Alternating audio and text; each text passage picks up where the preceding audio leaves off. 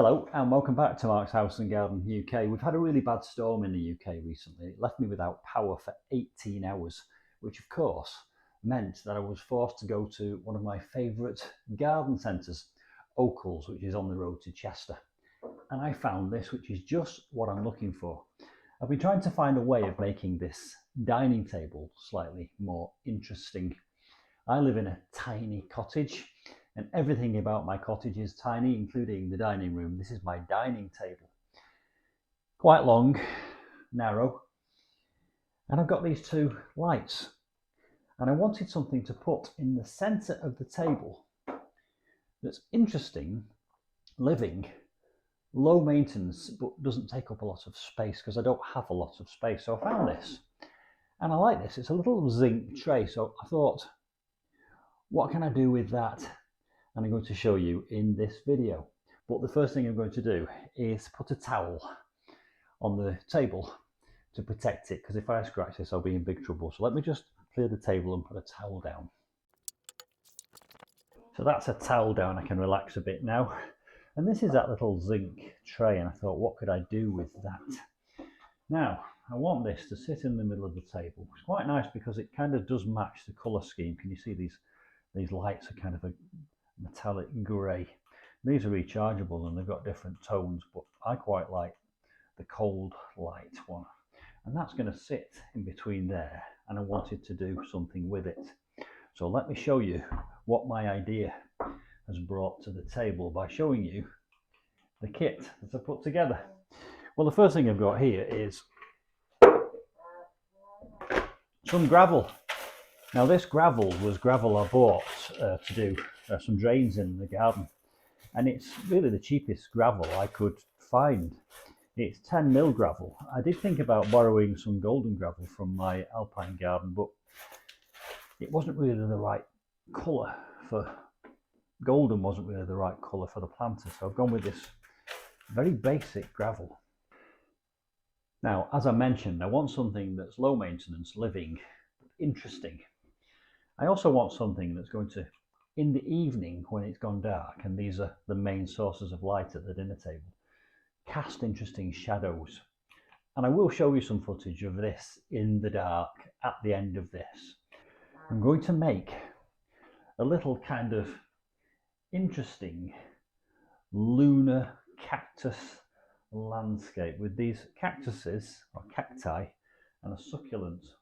Now I've tried to go for cactuses which are kind of predominantly green and white, and they're going to sit in there like that. Now obviously I just don't want them to sit in there, which where the gravel comes in.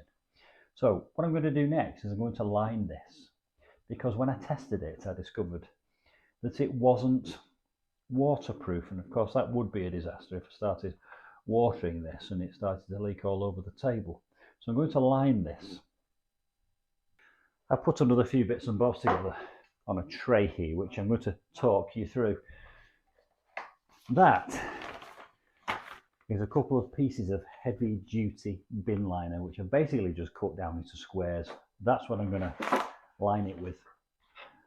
I've got some pieces of slate out of the garden here.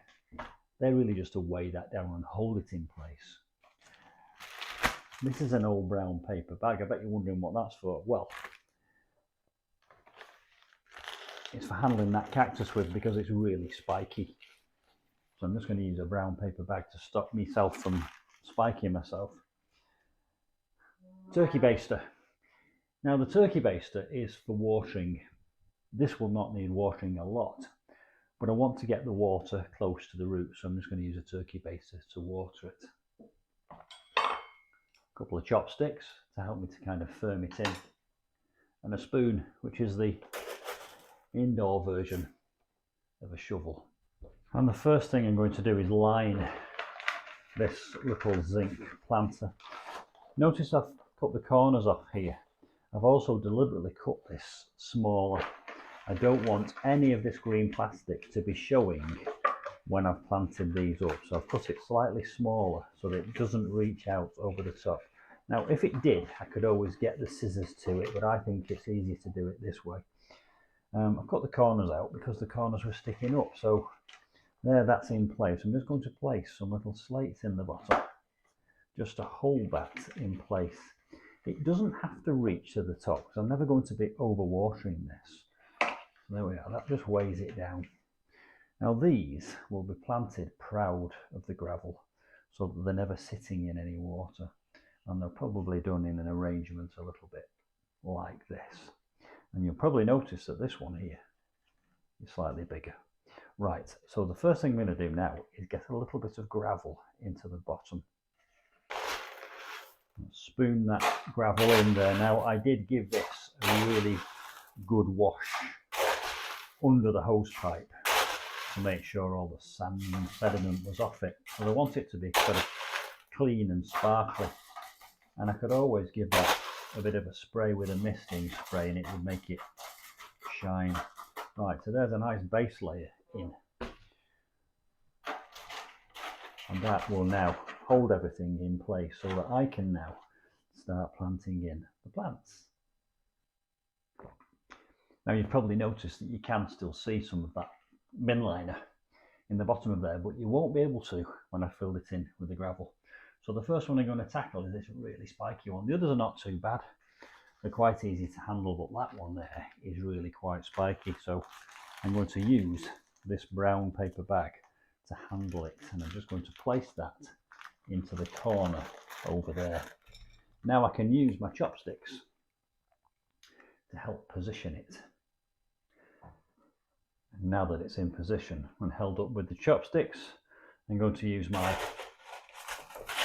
spoon to backfill around it.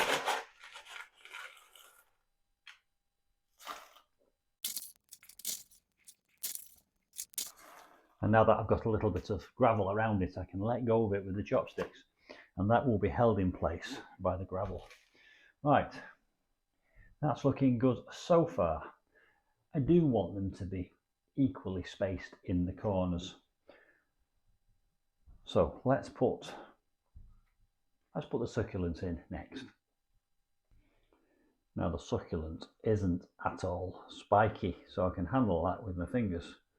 So I'll just place that, being very careful of that. It's very sharp, that one. I'll just place that with my fingers over there. And then again, do a little bit of backfilling with the gravel.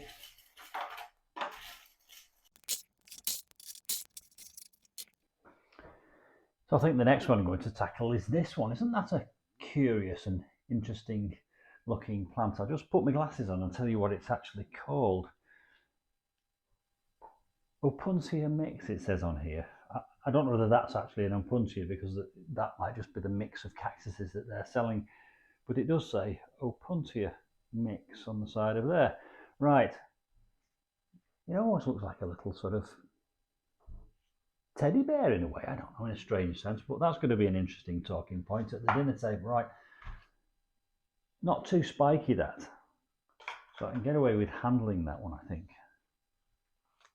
So I'll just very gently place that in this other corner over here. And before I add more gravel, I might as well just pop that one in.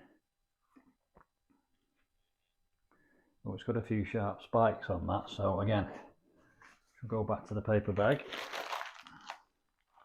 just to handle it. And I'll just place that in there and guide it in. And now, of course, the final thing to do is to complete the process by just backfilling with this gravel.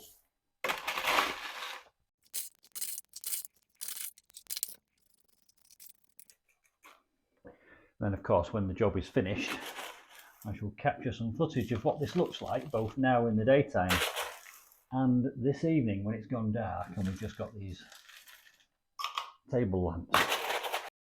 So there we go, a final little tidy up and a splash of water with the turkey baster, and hey presto, the big reveal. Do you know, I'm very pleased with that. It's compact, it's interesting, it's living, it's low maintenance, it's quite low, so I'll be able to look over it and talk to my other guests, and you can change the position of the lights, as you can see here, to get a different effect. And when you put the light in close, you get to see all the different spiky shapes and sizes of these cactuses and succulents.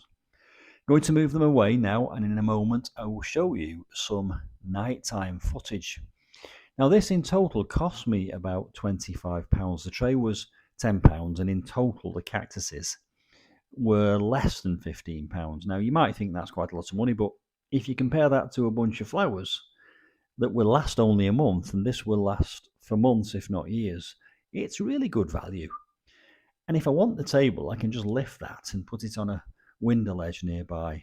Now don't forget, in the very near future you will be able to subscribe to my brand new monthly newsletter, which of course will contain all my news and hints and tips, but it will also contain all those special offers and discount codes that suppliers keep sending to me. I'm going to put them all in one place and share them with you in a newsletter.